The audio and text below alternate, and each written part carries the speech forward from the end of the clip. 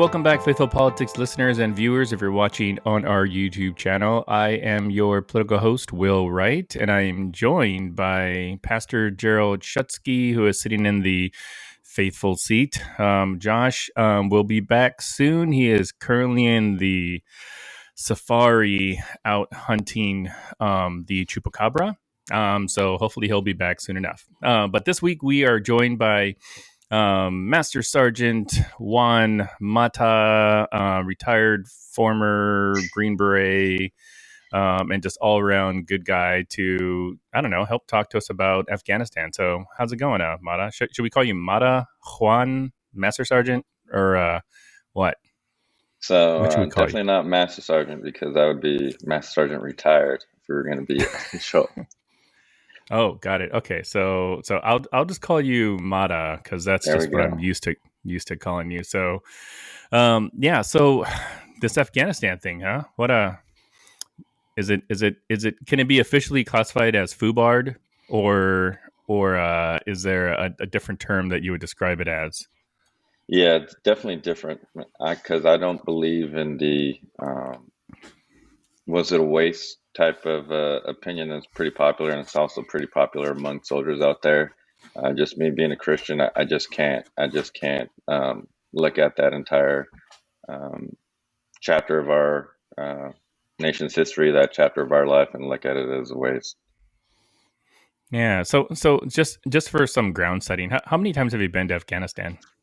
I've been there 3 different times, three different, or yeah, 3 different presidents, and um, over that span, it was about or over a year and a half of my life, and some of the best times, honestly, in my life, and some of the worst times in my life. So, um, yeah, a very wide range of experience while I was there during my time. Yeah. And describe to our audience, for somebody that doesn't really know the ins and outs of like military life, especially in the special forces. I'm assuming that in the special forces you probably aren't getting your op order 6 months ahead of time to go deploy someplace. So kind of describe, like what's that like, to hear that you have to go to this place to do this thing, and either know or not know how long you're going to be there. Yeah, so I've been kind of in both scenarios. I've been there and had to deploy on short notice, so it was like a "ho, you're going." But to say that it was never a surprise. Our nation has been at war for the last 20 years. I was in a peacetime army for a total of 1 year, and the majority of that time, but to be serious, our country has been to war, and I volunteered for that. There's actually something called the Ranger Creed that I still try to live by today, and the first stanzas, the first lines are recognizing that I volunteered as Ranger, fully knowing the hazards of my chosen profession. So that's something that I'd urge our young people today. Anybody that has a job that is potentially dangerous, you have to recognize those dangers up front. And if you're not comfortable with those dangers up front, then look at another profession. So I was mentally okay with what had to happen very early in my military career. So that initial shock of deploying to Afghanistan or getting sent, even while on short notice, it wasn't uh, too much to bear. Got it. I think Gerald had a question for you. Yeah, I was just wondering. I'm not a military guy here. I know that, and I just want to thank you both for your service and doing the call to protect us. So, but I was wondering what for you brought you into the military. What was your, when you joined up, realizing that it would be something dangerous? What drew you in? Honestly, what drew me in was sense of service to the nation, because um, My mother was born in Mexico. My father and my grandfather both served on my opposite sides of the family. They served in the United States, and I saw that as an avenue to give back, to um, kind of thank my country for allowing my mother to live here and for me to be born here. That's something that's not born of nothing. It requires service. So when it came time for me as a young man, I realized that, and I wanted to join. I wanted to do my part. I wanted to fulfill my family's short legacy of serving this country. So that's exactly what I did. Hmm. Yeah, That's awesome. that is really cool. The so how much like should military people, should veterans have a strong opinion about whether we stay or leave, an occupation like Afghanistan? So yeah, let me preface with saying that our opinions are arrayed and they're all over the place. What we see on the news, you can't avoid the emotion that goes along with it. Like we absolutely, or I, speaking for myself, I absolutely hate watching the human suffering on the news. However, I do know with 100% certainty that that human suffering is going to continue in that region, because how do you defeat an ideology? How do you defeat a faith that the Taliban has and those people in that region of the world have? They are committed to their faith, whether it's radical or not, but um, it will cause suffering, human suffering in that region of the world. And we're just seeing it going back to exactly what it was before we even entered the picture. Yeah. Now you correct me if I'm wrong. If I remember from the last time we spoke, you said that you voted for Trump, right? Yep, definitely. Um, Absolutely. and so I'm wondering, with everything that we're seeing in Afghanistan, isn't isn't us pulling out like the quintessential America First policy?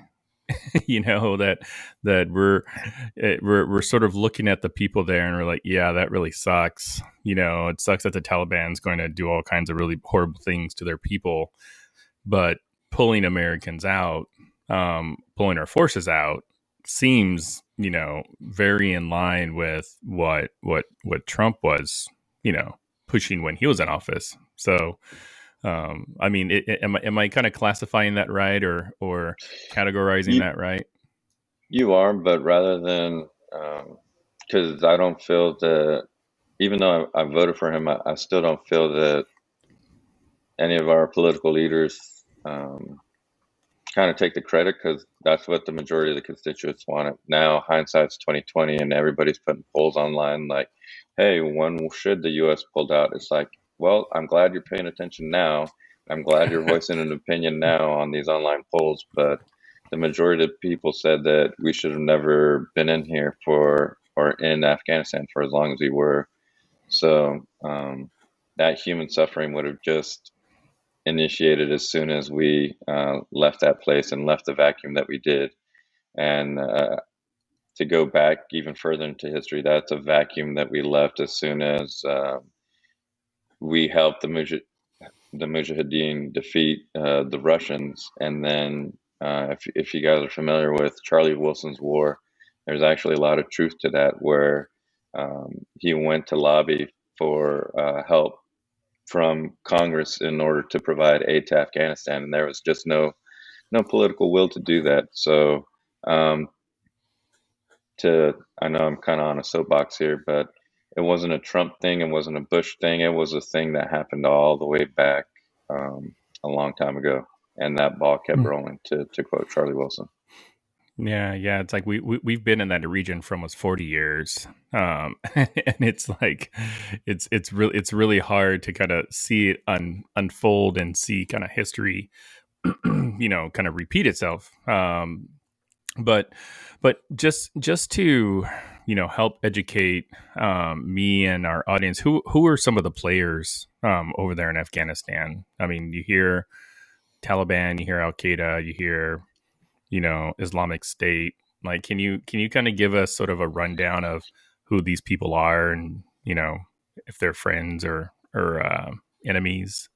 Yeah, so very brief history, and I'm gonna butcher it all over the place. But um, when we provided aid to the Mujahideen, and we withdrew all support out of Afghanistan, it became a very fractured country, very fractured. And they said that um, you would require a passport to travel from, or like 6 passports to travel from one region of Afghanistan to the other, because it was all controlled by regional warlords, right?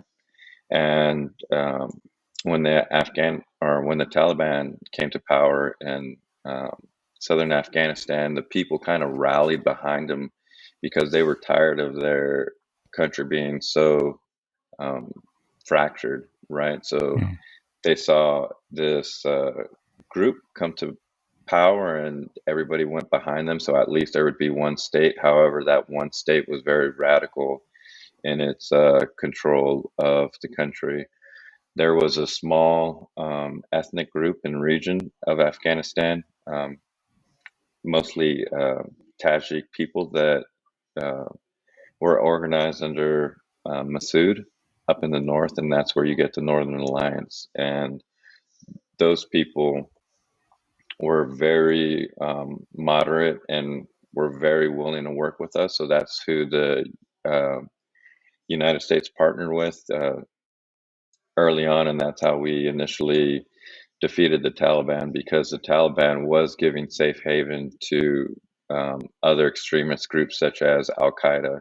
So when Osama bin Laden couldn't find a home in um, the Middle East where he was born, he was kind of exiled to Africa, still couldn't find any base to sustain operations there. Then Afghanistan was like, well, we got nothing much going on, so feel free to pay us money, and then you could have these Al Qaeda training centers and things like that there. And that's where he was continuing, or that's where his base was in Afghanistan. So after the towers fell on 9/11, we said, hey, that's something that can't happen. And of course, the United States made a bunch of what I want to made a bunch of requests from the Taliban that, of course, they weren't going to offer. So that's when we went in with a very small group of United States Special Forces soldiers and overthrew that government rather quickly. So that's kind Wow. of some of the history of that. During those 20 years, I would say it's safe to say that even though we overthrew the Taliban, we were never really truly in control of that country. So we did go through the process of trying to instill a form of government that would provide security to its people, something that would be reasonable to us. However, that government never, in those 20 years, um, in my opinion, it never truly rooted, it never truly took control. There was always a threat there. And because it was never truly controlled, that allowed for different groups like ISIS to go in, kind of switch sides or switch alliances. That with them switching alliances from the Taliban to ISIS, it opened up a lot of the financial aid that ISIS had access to in those times. And we saw huge regions of Afghanistan um, being controlled by ISIS. But ISIS and the Taliban were always at odds with each other because the Taliban wanted complete control of Afghanistan, and they weren't willing to give that up to another radical group. So Wow. that's where you see groups like ISIS, but there was also smaller fractions within the Taliban that were fighting themselves, and those were kind of descendant from those different warlords that were in power prior to the Taliban. They wanted that power back. So there was always infighting within themselves. But to say that during our 20 years there, it was us in control, that there was a sovereign government that we anticipated would be able to maintain some type of sovereignty for longer than it did, I think that was a false statement. We were never truly in control. Wow. Now, in President Biden's first address to the nation a couple days ago, he basically, kind of blamed the leadership, the military, for what everybody is seeing on kind of unfold in real time in the news, and I'm gonna play a little clip here from him, and hopefully this will work. It's my first time testing this feature. So what's happened? Afghanistan political leaders gave up and fled the country. The Afghan military collapsed, sometime without trying to fight. If anything, the developments of the past week reinforced that ending U.S. military involvement in Afghanistan now was the right decision. American troops cannot and should not be fighting in a war and dying in a war that Afghan forces are not willing to fight for themselves. We spent over $1 trillion. So in the clip, he seems to kind of put a lot of the blame on the leadership, on the people, but I did a little research, and since the war has started, I mean, a lot of the Afghan people we train, leadership, I mean, like they've lost close to 70,000 people, and I'm curious if you can kind of put that into context and what you saw over there. I mean, like how much of the blame do the Afghan people actually bear for their complete government collapsing? So that's one thing that I absolutely wanted to avoid on this podcast, was to kind of assign blame, because if anybody's going to take the blame, I could only blame myself. I could only say that I didn't paint a proper picture for our leadership that could be translated to our political leaders in order for them to make the decisions that would ultimately keep us involved or keep us out of that country. But what I can say, though, is that there are a lot of truths to that. We did attempt to put people in positions to make decisions, but however, it looks like, and looking back now, hindsight's always 2020, those people didn't have the same will that we would have wished that they would have had to stay and fight for their own country. I know my job, and excuse me, there's a crazy fly flying around. And it's the Mike Pence fly. Yeah, exactly. So there's no real flies. They're all just drones and spies. And when we went inside for COVID, they were just changing the batteries in the flies. So I don't know if that's a popular theory that you guys have heard or not, but that's just a joke. But I think it's funny. Anyways, yeah. So no, kudos to you for making a joke, Mata. You know what? Like, good on you. Good on you. Yeah. Seeing the glass half full. But anyways, you were saying about how all the people like either were fighting or weren't fighting. Yeah, so that's our job in United States Special Forces. We call ourselves force multipliers. So our job is to enable the Afghans to fight for their freedom. There were a lot of great Afghans as a part of their military that I was fortunate enough to work with. A lot of them, we did create special forces for them, for the Afghan military, and there are a lot of good, brave Afghans, and my heart goes out to them, and I hope that they are where I think they are, and are going to continue to offer some sort of resistance to the Taliban. However, there were a lot of Afghans, and I say this clear of conscience, that it was an absolute struggle to get them into the fight. The will wasn't there. It was just something that could have been done either to, one, get training that they could use elsewhere in life outside of the Afghan military. There was corruption involved, so key players in key places that had motives other than supporting a country like this, and there was a lot of people just happy to take the training and the resources that were offered by the Americans, and ultimately we saw that what that led to, and that was just not much of a will to fight, and the country collapsed.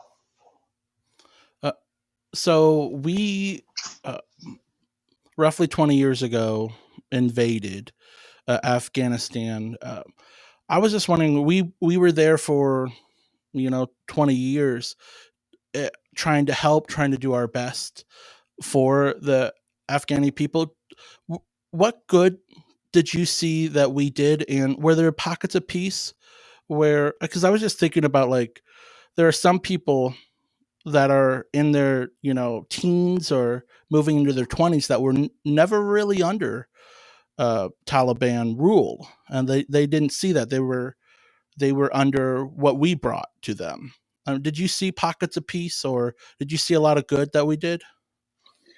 Absolutely. There were definitely pockets of peace. There were some regions of the country that were what I would consider safe. It's just those pockets were very ethnic, and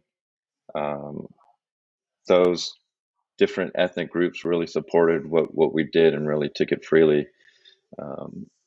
Going back to the Northern Alliance, the majority of that ethnic group was Tajik, and those people were very much like the Kurds of Iraq, where they didn't want what Saddam was selling. They always had a different agenda. That region of Iraq that they controlled was very peaceful, very much motivated by different economic stabilities, and they really saw a big picture, and that was very similar to the Tajiks in Afghanistan, but that was the ethnic minority in that country, and that ethnic minority was the majority of the special operations Afghans. So even though we saw these pockets of peace where we did see hope, it was still only provided by a very small group of people.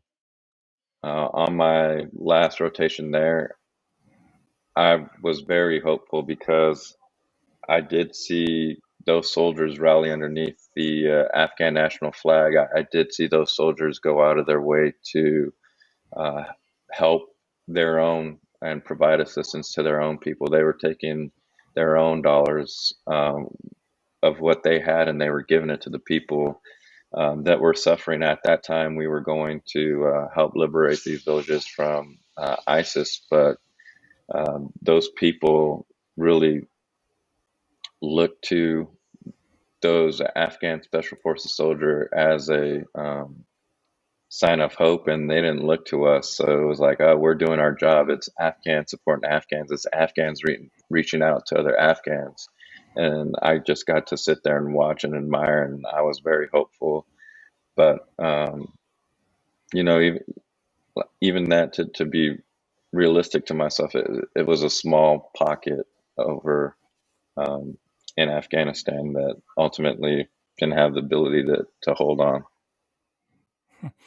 Yeah, I'm wondering, and I don't know if you remember this or not, because you and I deployed together to Iraq, and I think you left early to go to Ranger School, or I can't remember all the details, but there was a raid that we went on where the Iraqi, I don't know if it was the police or the military that we were training up, were we were about to conduct a raid, and they were like on the front, like the front line, and at like the go time, they decided to pop smoke and run, and and it sounds similar to kind of what's happening in Afghanistan to some degree, because I had a really smart friend tell me recently that the images of the person falling off the plane, the C-17, was like a metaphor for people holding on to the U.S. and would rather die than stay and fight. I had a really smart friend tell me that, um, and I'm wondering if like the training, or maybe that's not the right word. Like is America good at training other forces to become competent and self-sufficient? Like, I'm not doubting the work that you guys did over there in theater. So I'm talking more holistically. Like, do we have the infrastructure to help other countries become as good as we are? Ooh, very good question. I would say one of the biggest case studies that you could look at is to the country of Colombia.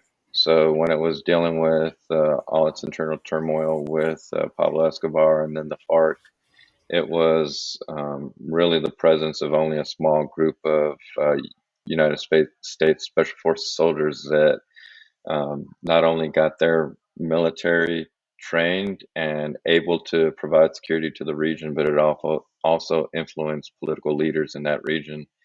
And the U.S. had a very vested interest during that time for the war on drugs. So it has to be a whole front effort with the State Department and the military working in concert with each other in order to provide the effects. Now we look at Colombia, and it's a very stable country. Almost all countries during this time have been stressed in some form or another with COVID, and Colombia is no different. And they've had their protests, but in the grand scheme of things, it's a very sovereign and stable country. And that's one of the biggest case studies that you can look to and say, hey, yeah, it is possible. We can do this.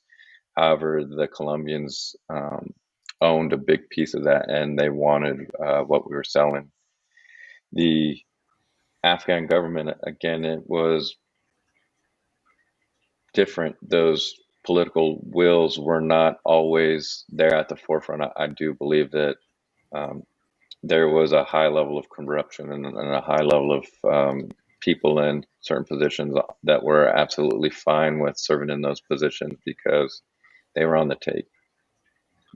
There's an old Afghan proverb that I think all Americans, now that we're starting to pay attention again, should have looked at. And it's the Taliban used to say that America owns the watches, but they own the time. And if we didn't have the political will to sit there over that period of time and let those old ideas erode and provide stability to that nation, we were never going to stabilize that region. So there was people that knew that proverb very well, and they were willing to take whatever they could in that amount of time that we were interested in that country. And they knew that as soon as our interests were done, so were theirs, and they're probably living safe and sound in Qatar, Doha, like all these other regions where they're evacuating people to. They were probably some of the first out a long time ago, as soon as we announced our withdrawal. Yeah, I saw I read something about something Osama bin Laden had said about how the United States military decisions are made in 4-year cycles, but their military decisions are made by generations, and that time is always on their side because like we've got a ton of politics that generally have to be worked out before a decision's made to pull out. So and I didn't mean to cut you off, Gerald. Go ahead. No problem. I was listening to a military guy say that uh, their cultural the person their culture of warfare is just different than ours, and that the American style of warfare is incompatible in some ways with the way that Afghan view themselves. Do you see that? Did you see that at all while you were out there, or is that something different? I would say it's something different because I do believe that there is a warrior class within our nation, within every nation. Is just human nature for certain individuals just to be more aligned with war. So there's a small group of us called Green Berets that would have stayed in that country indefinitely if you would have let us, because and for good reasons. Just because you're a warrior doesn't mean you just want to be in that conflict, but it means that you're capable of taking the burden of war, that you're against things like I am, like human suffering. So if our motto is to free the oppressed, we absolutely want to do that, and would do that for as much time as we could give, and pay the ultimate cost and the ultimate sacrifice in order to do that, which a lot of my brothers did.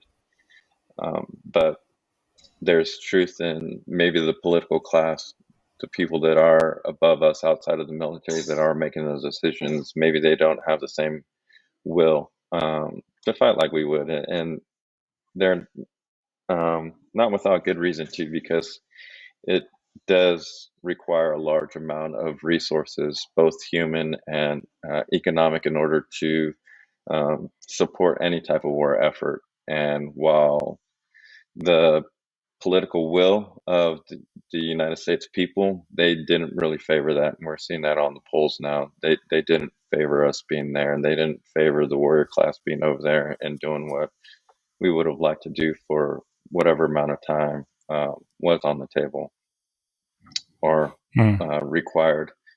So there's definitely half truths to that, and to put that entire picture together, our nation as a whole, we didn't have the will to be over there indefinitely in order to meet those outcomes. Yeah, I mean, why didn't we leave like right after Osama bin Laden was killed? That's a good question. Going back to our Iraq deployment, being a naive 21-year-old, we were there when we captured Saddam Hussein, and it was very early in the stages of that war, right? And I remember very vividly, we were outside and we were on patrol, and it was like the whole country erupted in gunfire. It was just gunfire, gunfire, gunfire. Yeah. And we were like, holy cow, it wasn't really, we couldn't tell if it was directed at us or not. And we heard calls on the radio like, everybody get back on base now. And we get back on base, and the news starts to spread. We caught Saddam, we caught Saddam. And 21-year-old me was like, oh, wow, I guess we're going home soon. Yeah, just a matter of time, right? Yeah. Any second now. Yeah. Wrong. Oh, so wrong. But so I can't answer that question. Honestly, I can't begin to understand what our political leaders were thinking at that time of what they wanted to do. I know that I don't think it was necessarily a bad idea to stay, because the mission set was always to deny safe haven for radical terrorists to attack our country. That was always the mission, right? So deny them safe haven. How do you deny them safe haven? You insert a government that will continue to maintain sovereignty, maintain our political interest, and deny those areas to those radical groups. And I think that's the we call it COA, course of action, that was decided on by those leaders at that time. And then we attempted to do that without success. But for the last 20 years, we were successful in denying safe haven in that country. I'm just worried about what's going to happen now that we pull out. Are we going to still maintain some type of capability in order to deny a safe haven to those groups there. And to a certain extent, I am always optimistic looking, but my hopes to our leaders in the country is that we do maintain some type of assets and resources in order to keep a pulse on what's going on. And if needed, then we will continue to deny those groups that access to that country in order to affect the United States. So there will be groups as myself, armed groups that are more than willing to go quietly into the night to deny those groups that ability to attack our country. Like Will Smith, right? Yeah, exactly. Well, I guess it wasn't Will Smith that made that quote on Independence Day. But anyways, I mean, is there any chance that the Afghan government will, find its place again back in Afghanistan? I mean, like the president of Afghanistan fled the country. He's like, peace, I'm out. I mean, which I could only imagine is pretty demoralizing to all the people there. Yeah, like can absolutely. the Afghan But government? I will say the Afghan government that we knew, absolutely not. They're gone. It's the Taliban now. Will the Taliban do these things? Absolutely not. Well, they have their spokesmen, and they're very good at propaganda as well. And I would like to say they learned a thing or two from the Russians, because the Russians are great at propaganda. So these people are on the news all the time. They're saying one thing like, oh yeah, we're going to provide aid, we're going to provide sovereignty, we're going to provide security to the people of Afghanistan. There's bodies hanging on bridges. There's already videos of mass executions. I'm getting the news firsthand through our friends that are still in that country that those things are going back to what it was. It's a very strict version of Islam that they're attempting to install back into the country. And even though the majority of the soldiers, the grunts are new, they have no memory of what Taliban rule was like prior to them. Their leadership absolutely does, and they're following their leadership, and they're armed thugs. They see the opportunity to rape, pillage, and plunder their own people, and right now they're feeling victorious, and you're already seeing those things unfold.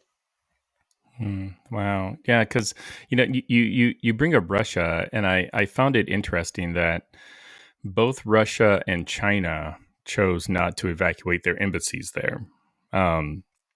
So kind of in your mind, what sort of implications do you think that holds?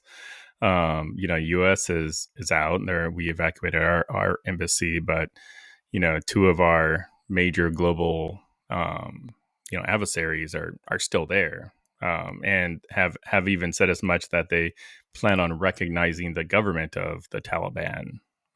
So what dangers lurk in the night with that kind of relationship, you think?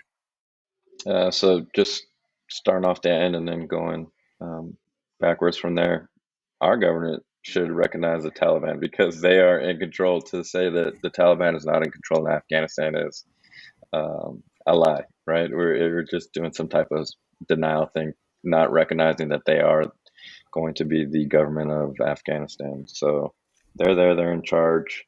Those two groups, those two countries, I don't think there's any type of moral conflict of interest, right? Working with other countries like Iran, North Korea, things like that. So for them, even though it's a small country, maybe it's an opportunity for them to sell things like arms and other resources to the Taliban, and then have some type of economic gain, even though it's going to be small, but they could continue to promote their interest in that region. So it's smart on their part. I don't blame them for that. Well, yeah, it's definitely interesting, and there's no more qualms that they have on their behalf. However, me as a Christian, as an American, there's definitely moral qualms with attempting to support a government like that. But that doesn't mean that we shouldn't try and maintain some type of dialogue, because as a Christian, that's what we're called to do. We're called to love our enemies, and part of that is being able to dialogue with them. We don't have to like what they're doing, but dialogue is an opportunity to oppose what they're doing and oppose our views as not being right. And if we just close the doors and we're being naive to that, then I couldn't call myself a good Christian saying that I'm not going to attempt to dialogue and make peace with those people, but I'm also not going to have the opportunity to turn another cheek if I never even stand in front to debate those people. I was wondering, being a man of faith, were you able to interact with any Christians, Afghani Christians, while you were there? Did you get to see their faith? I know that it's predominantly, Muslim country, but did you connect with anyone that was Christian there? Or? No, in Iraq we did, and in Iraq, right? I know you remember. There were a Syrian guy that was a Christian. Yeah. So yeah, there were Christian groups there that we were able to. I remember one time we patrolled through an area that was Christian, and the people came out and they were just so accepting, and the kids were there, and almost to a point of concern, because you're completely surrounded by people, and they're just coming out. Sadiqi. Yeah, in droves, just accepting us, and so it was cool to experience that in Iraq. However, in Afghanistan, that wasn't something. Christian sex there wasn't something that I had an opportunity to see, but as a Christian, I was able to dialogue with great Muslims. So, people are people. We're all made in the image of God. So there was absolutely great people that I had the opportunity to become friends with, dialogue with, learn their culture, learn their faith, see how it's different from mine, and understand that we're all brothers underneath the same Creator. So, yeah, that'll preach. Now, how is it that we didn't see this happen, or see this kind of unfolding? There's a book I'm reading right now called "I Alone Can Fix It" by Carol Leonnig and Philip Rutger, and there's a really great quote in there, and I'm just going to paraphrase it. Basically, towards the latter days of Trump, there was a lot of concern within the administration that he would do something hasty, like pull out of Afghanistan really, really quickly. And General Milley and other folks in the Pentagon were worried about this like Saigon situation. Even Trump himself, was sort of talking about, pulling people out, both before he left office and even after he left office. I'm gonna play you another clip here from an interview he had with Maria Bartiromo. Interview with Fox Business's Maria Bartiromo. We're down to 4,000 troops in Afghanistan, and I'll have them home by the end of the year. They're coming home, as we speak. And 19 years is enough. They're acting as policemen, okay? They're not acting as troops. And then after he left office, he was at a rally in Ohio, and he was also talking about the process and how the process had already started and Biden couldn't stop it. I started the process. All the troops. Wait, can you hear it? Oh, let me try this again. I started the process. Okay, let me try it one more time. Okay, and go. All right, forget it. All right, I got the general thing. He said he started the process, and it's, I voted for Trump, but again, it was the choice of Trump or Biden. So it's not like I was heavily in favor with this man, because I'm not. There's a lot of places, and just our character is something that I don't agree with. So if you're going to try to rip the Band-Aid off and you want to take the Band-Aid kind of approach, then rip it off, then take us all out. If you don't care, if you want to end it, then end it. End it. Don't give it to somebody else. And that's where I do agree with Biden, where he does try to take blame for it. He's like, I'm going to end it. I'm not going to hand this prompt set over to somebody else. I think there's a lot to be said about our country didn't want another image of Saigon, but again, it's just self-serving, right? We're worried about our image. We're not worried about the effect, because the effect that it's going to have is the exact same effect. Once we leave, the Taliban's going to come in. To say that we were in control of that country is a false statement. Just because we owned buildings, just because we owned capital centers, doesn't mean we were in control. So the outcomes were inevitable. I think maybe that's the reason why different military leaders were kind of opposed to it. That's why you never saw a timetable attached to any certain things, because it would have been falsehoods. But rather than continuing to kick the can down the road, if you're going to take the Band-Aid approach, well, then take the Band-Aid approach. Don't worry what it looks like, because we're not going to end human suffering at the end of the day. So in your mind, whether it was Trump that ripped the Band-Aid or Biden, the outcomes probably would have been exactly the same in your opinion. 100%. So if we did that, so for everybody that said, hey, we should have just kicked the Taliban out or kicked Al Qaeda out of Afghanistan, well, guess what? You would have had Taliban control and you would have had human suffering. If we would have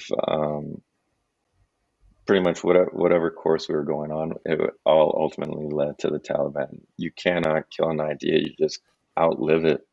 You could just outlive it. You could just live better than somebody and try to attract them that way and say, hey, this is the way I live my life. This is my country.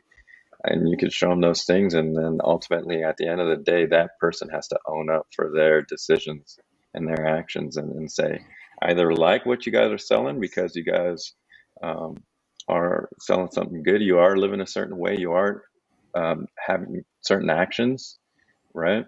And you aren't abandoning your partners all over the world. You don't have a history of doing that. However, I'm going in this direction because I know that we've never been able to instill some type of security in the region. The large majorities and large swaths of the country were always held by the Taliban. So because I know that ultimately that those efforts are going to be fruitless and you guys are going to lose the political will, then why not try to get in line with what the Taliban is going to do, because ultimately that's what's going to be here. So that's kind of what you're seeing unfolding. What I'm hearing is that less of a war of tanks and more a war of ideology. Is there any way we could have done that war a little better? Is there anything that we maybe did well, but maybe could have done better?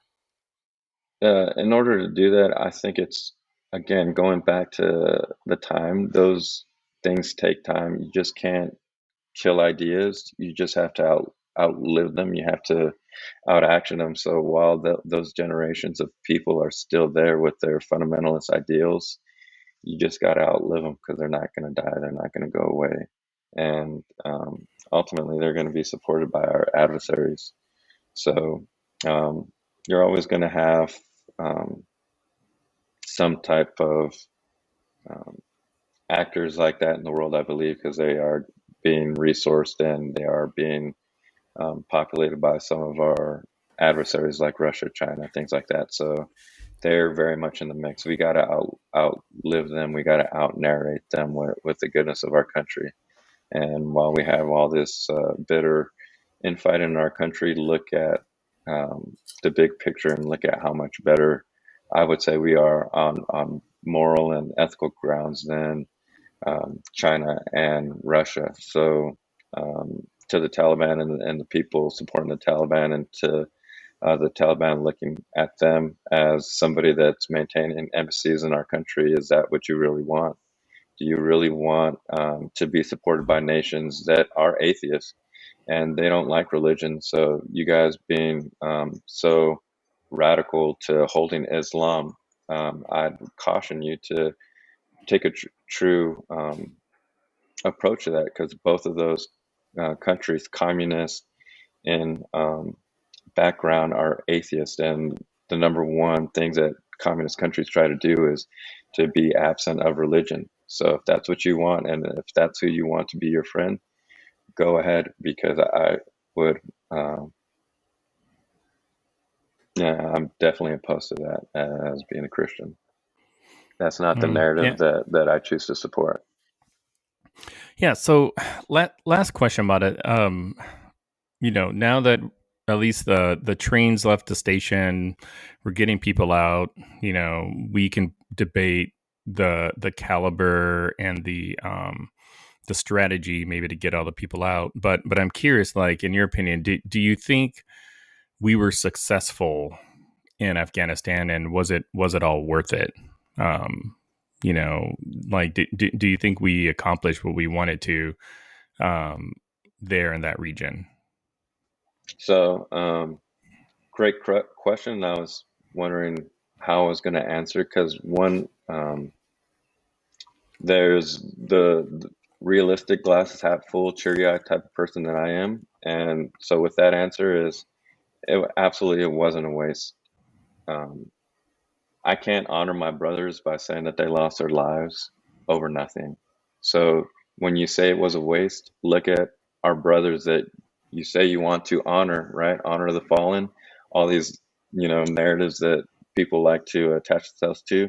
Well, when you say it was a waste, you're telling my brothers that died on the battlefield that their lives lost meant nothing. And that's absolutely false, because I am a better person for Afghanistan. I am a better person for going there and learning the things that I did. I bring that back. That's how I put food on my table. I share those lessons learned to others so that we don't have to go down the same paths and learn the same things that I did in the blood of my brothers fallen on the battlefield. America is a safer country because of it. Now, if you look at me and what I'm doing, I'm providing those lessons learned to law enforcement organizations, across the country, in order to be a safer nation. So there's second and third order effects of the things that I learned, and those positive lessons learned there in Afghanistan. Our military is smarter. Our military is more lethal because of the technologies and the lessons learned, the processes, everything that came out of there. We came out with so much at the end of the day. So to say it was a waste is an absolute falsehood. Also, as a man of faith, I do believe that our Creator is all powerful, and at the end of the day, our Creator allows for certain things to happen, right, in this country, and can interdict through different means, right? So if we look at a miracle, that's instance that I would say you can't explain by reason or whatever means alone. That was an act that was God interdicted on his behalf for his means, and we don't have to understand those means, but in the line, God allows for something to happen or not happen. So if God allowed for this to happen, how could you look at it as a waste if you're a man of faith? Because God let this happen for some reason. We don't have to understand it. We don't have to like it. But when it comes to human suffering, it has to be for the greater good. It has to be for God's reason and God's purpose. And in order to serve him and to say that God, ultimately, you think of it in those terms, God, what you did was a waste. Who could say that? Who could say that as a person of faith in our God, that he did something that was wasteful? That's absolutely not true. So there was a purpose behind it. We don't have to know, we don't have to understand, but ultimately God allowed for that to happen. And if he did, how could you say it was a waste? You have to look at the Well, greater good. You have to look at the positive that came out of there, and just keep shining his light on it.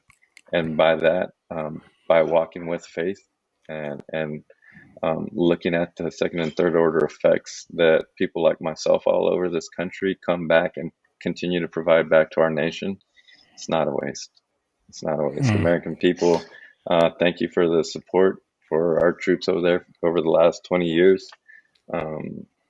Please don't hold true. I see a lot of Americans, man, that you want to wrap yourselves in the flag of America. You're holding on to something above, and you're putting it above God. Like it's we need to take a step back and be introspective. I take the blame for this. This is all I can do. And if I'm taking the blame, I got to look at myself, right? I got to look at myself and see what I did. Was I nationalistic at some points? Was I self-serving at some points when I was there? Yeah, absolutely. But I got to look at the good that I did do while I was there, and I got to continue to shine my light on that. And I got to continue to give back to our nation, because ultimately I love our nation, but that's just a small fraction underneath being a good Christian and loving and serving God. So I just continue to serve the people all over the world, and no matter what banner or flag that's underneath, I'm going to continue to liberate the oppressed, and that's what I do as a Green Beret, and that's why I'm so thankful that I had the opportunity to serve in that compassion. That'll preach again. Hey, so what are you doing now? Like, what's paying your bills these days?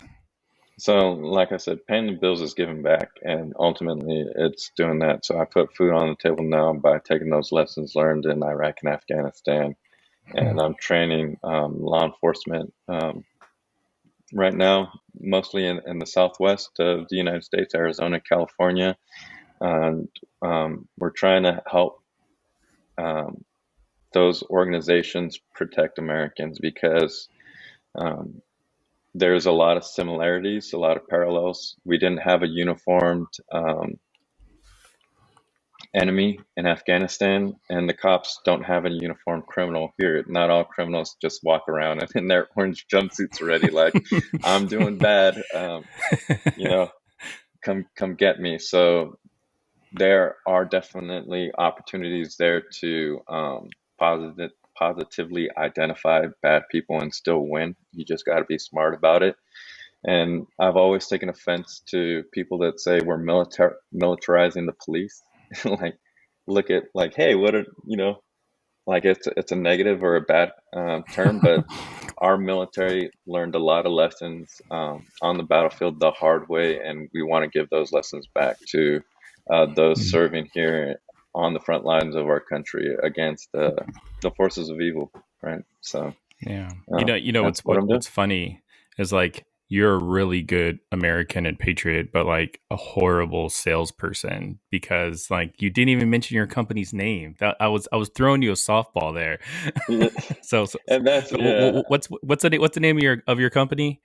So thanks for that. And that's Quite Professional is just embedded in us. We don't want to talk about ourselves. We want to talk about the good of others. But the name of my company is Quite Pro Tactical, and we do take a quite professional approach to business. It's not about us.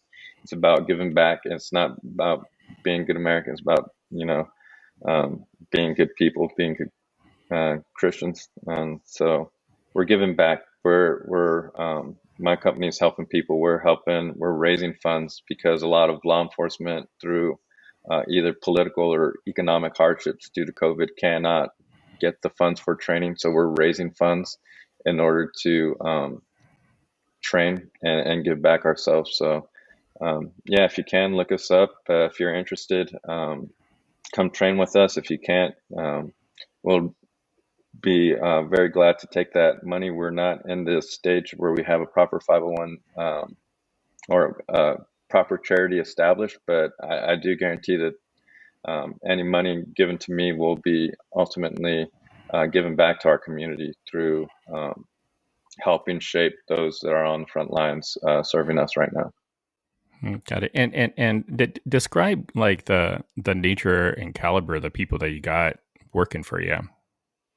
Veterans. So veterans, some of the top tier veterans, should I add, that were United States Special Forces, and we're taking those lessons learned. Like I said, we learned those lessons the hard way. We don't want our officers on the streets to continue to kind of train in a vacuum. Everybody out there, I always say, if you're doing something, you got to look left and you got to look right at people that are doing things similar and looking at the approaches that they're taking, and try to add that to what you're doing. Because if there was one way to do things, everybody would be doing it. But we know that that's not true, right? So you got to look left, you got to look right, you got to get outside of your comfort zone. You got to get outside of the skill set that you were taught. Look at others that were doing it at a very high degree, and then go from there. So, but that's what we offer. We offer skill sets from guys of the highest caliber that were able to serve in organizations with the highest standards. So you're learning from the highest caliber men, and we're providing that back to our good people. Like, a lot of people have this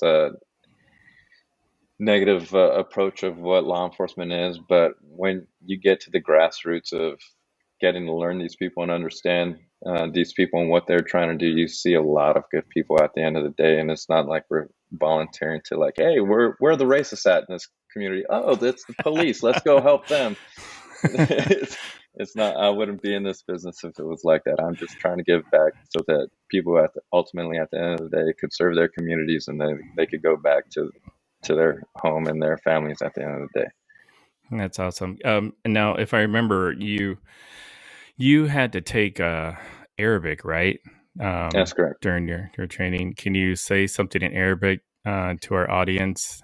Do you remember any of it? Yeah. And yeah, inshallah, God willing, inshallah. It's that old, cliche or something that's common, but it's something so truthful. So, inshallah.